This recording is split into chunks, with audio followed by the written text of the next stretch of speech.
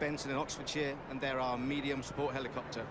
It has a rich operational history and is currently deployed in Afghanistan. Similarly, the Chinooks, they're from Odium in Hampshire. This is a heavy lift aeroplane with an excellent capacity. Both types operated in humanitarian and disaster relief operations in the Caribbean just recently. But that noise of the Chinooks is about to come over the palace now, something you recognize everywhere.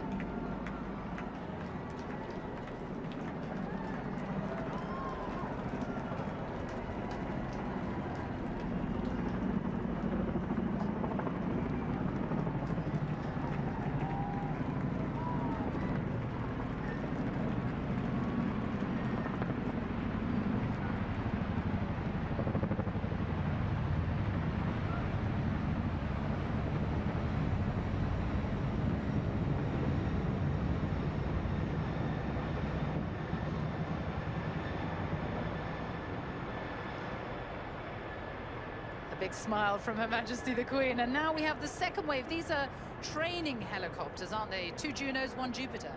Yes, Sophie, in their distinctive yellow and black paint schemes, following the Royal Air Force's frontline helicopters are the basic training aircraft, including those 2 Juno H135 helicopters and 1 Jupiter H145 helicopter. And the first of the historic aircraft coming over. There are going to be 7 in total, part of the Battle of Britain memorial flight based at RAF Coningsby. And this is the Dakota, a very famous World War II plane.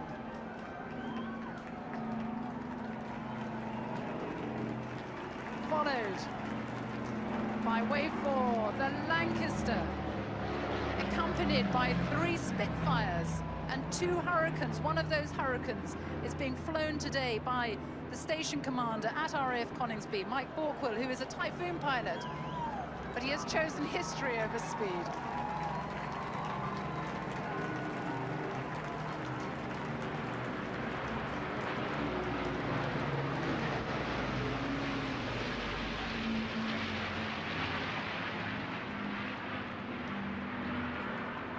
Wonderful as they go overhead here at Buckingham Palace, the whole studio vibrating. Now bringing us back to the modern days of the RAF. This is the prefect training aircraft. Yes, Sophie, from the vintage back to the brand new, these are the 120 prefect aircraft based at RAF Cranwell with 57 Squadron. The prefect modernises the aircraft used to deliver training to better reflect the types of aircraft the students will fly on the front line.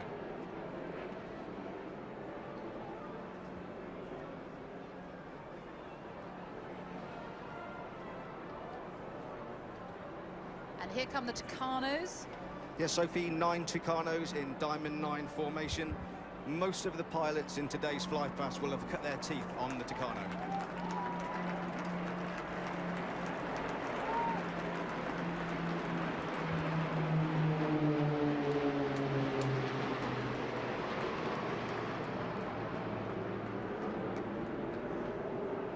Harry there looking to the skies. The royal family on the balcony there clearly enjoying the spectacle overhead. Now here we have 2 Shadow R1s. These are the I-Star aircraft. I-Star aircraft perform the Royal Air Force's intelligence, surveillance, target acquisition and reconnaissance tasks. This is the second time we've seen the Shadow over Buckingham Palace.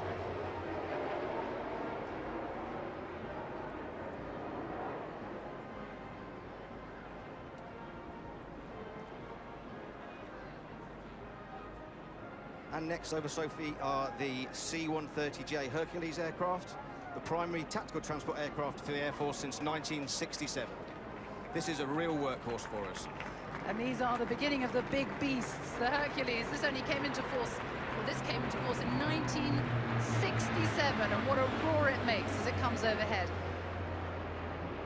It is followed now by the Atlas.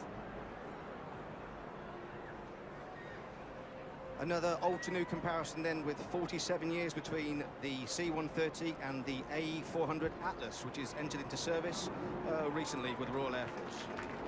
The aircraft has a 37-ton payload and can carry out over 2,000 miles to remote and unprepared runways.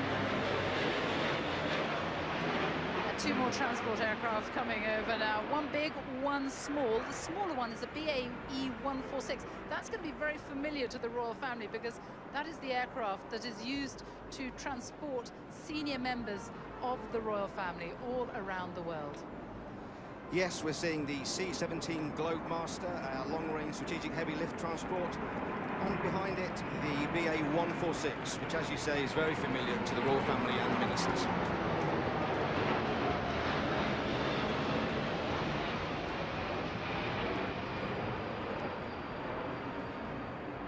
And here comes the Sentinel, another surveillance aircraft. Another of the Royal Air Force's I-Star platforms, the Sentinel R1 is a long-range, wide-area battlefield surveillance aircraft, which is operated today by 5 Squadron based at Royal Air Force Waddington.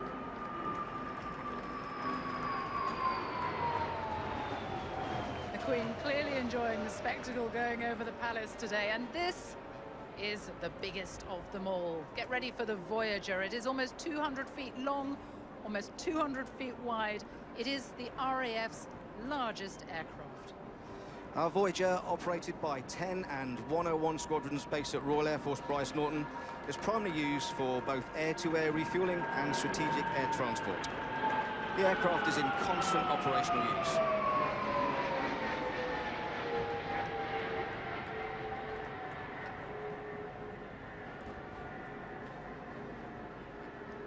A few more of the big beasts to come. This is another surveillance aircraft that is still playing a big role, isn't it, in the skies over Syria and Iraq?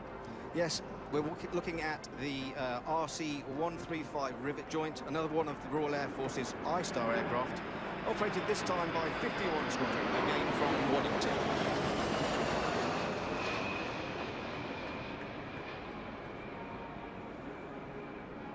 And this easily recognizable by the radar on its roof.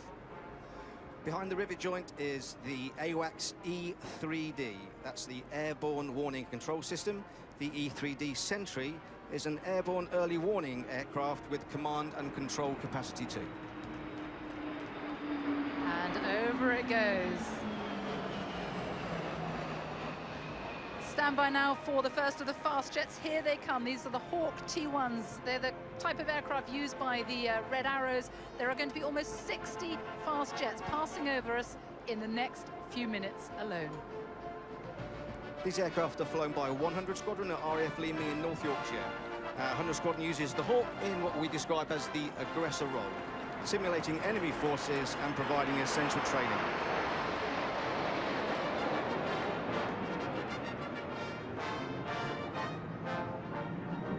And in a Diamond 9, these are Hawk 2s, which are the more advanced Hawks, aren't they? These are used to train fighter pilots, move them on to the next stage. Exactly that. They're used for advanced fast jet training, the final stage of training before pilots reach operational aircraft. The aircraft has a glass cockpit, and that helps the pilots to transfer to our more modern frontline jets.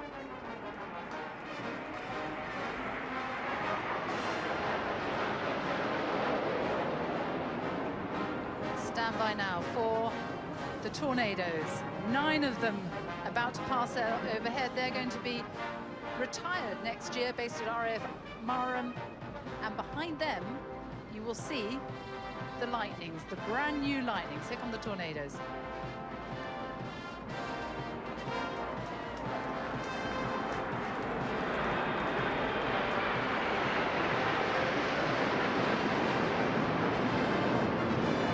And there behind them, the Lightnings, the F-35s. This is the first time that these aircraft have ever been seen in the skies over London.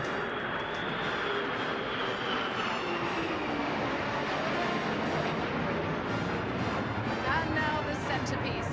22 Typhoons from RAF Coningsby and RAF Lossiemouth. They have been practicing this for months. An amazing sight, Sophie. This is the first time and we've seen that formation, and it's the largest number of Typhoons we have seen ever.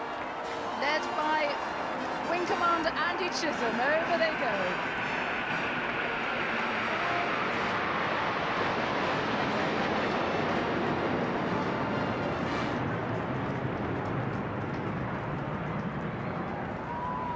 And finishing it all off, Squadron Leader Martin Pert, Red 1, bringing the Red Arrows up the Mall, always a huge favourite with the crowds here.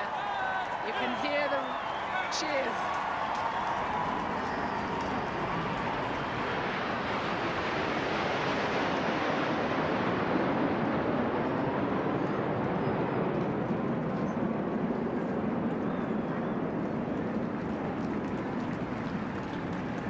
The red, white and blue of the Red Arrows blasting their way over Buckingham Palace.